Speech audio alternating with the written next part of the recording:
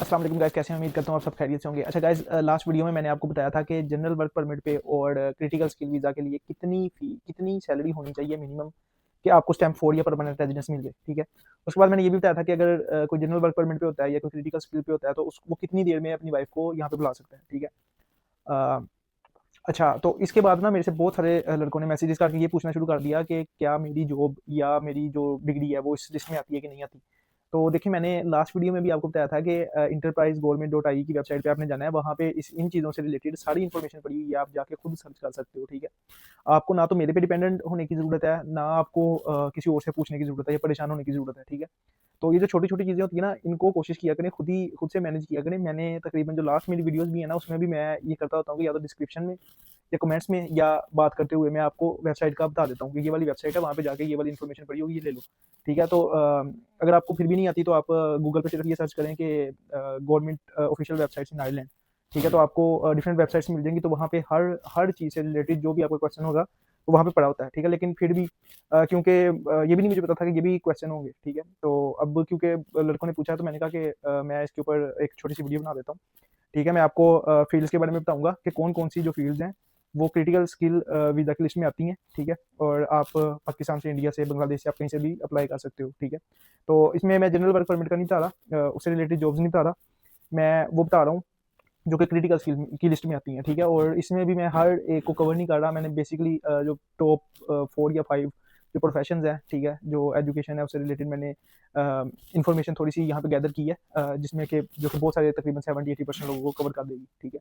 तो जो थोड़ी बहुत कमी पेशी रह गई होगी वो आपने खुद से जाके सर्च करनी है, ठीक है? तो सबसे पहले जो है हम बात करेंगे आईटी वालों की, ठीक है? आईसीटी प्रोफेशनल्स की।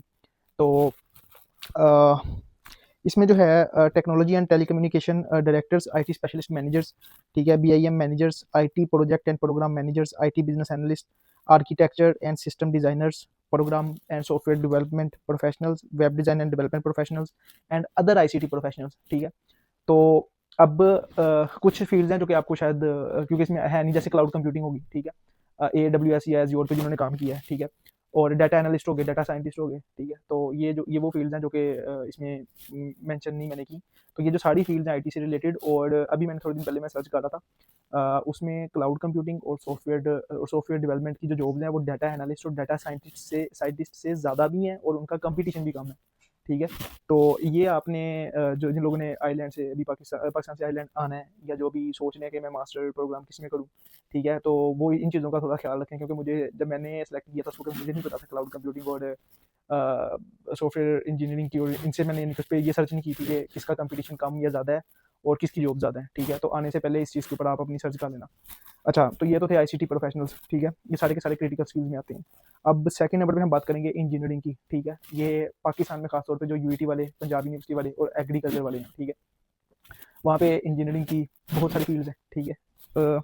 तो मैं बता देता हूँ उसमें से जो है civil engineers, structural engineers, site engineers, mechanical engineers, electrical engineers, electronic engineers, खास तौर पे जो कि चिप से रिलेटेड, ठीक है?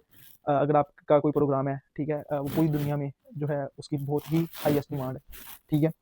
तो production and process engineers, chemical engineer, material engineer, setting out engineers, project engineers और ऑटोमोटिव इंजीनियर्स, ठीक है?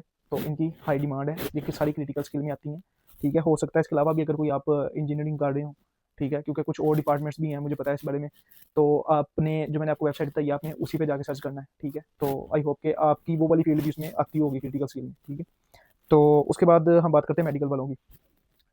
अच्छा, मेडिकल में ना जो आयरलैंड में सबसे टॉप पे इंडस्ट्री आती है वो फार्मासिस्ट वालों की है, ठीक है? वो फार्मा की है। तो ये फार्मा से रिलेटेड प्रोडक्ट्स जो हैं वो एक्सपोर्ट भी करते हैं।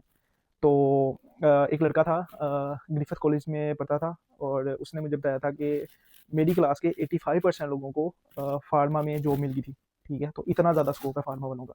तो लेकिन मैं बाकियों का भी मैं बता देता हूँ, जो कि क्रिटिकल स्किल में आते हैं। मेडिकल प्रैक्टिशनर्स, आई थिंक ये सारे डॉक्टर्स वगैरह हैं, ठीक है? साइकोलॉजिस्ट, इंडस्ट्रियल फार्मासिस्ट,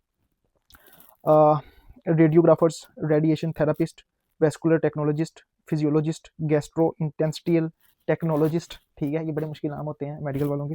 तो audiologist, perfusionist, dietitian, cardiac psychologist, medical scientist, शुक्र है मैं सही बोल गया हूँ, ये बड़े मुश्किल नाम होते हैं, ठीक है? तो ये सारे के सारे क्रिटिकल स्किल में आते हैं, ठीक है?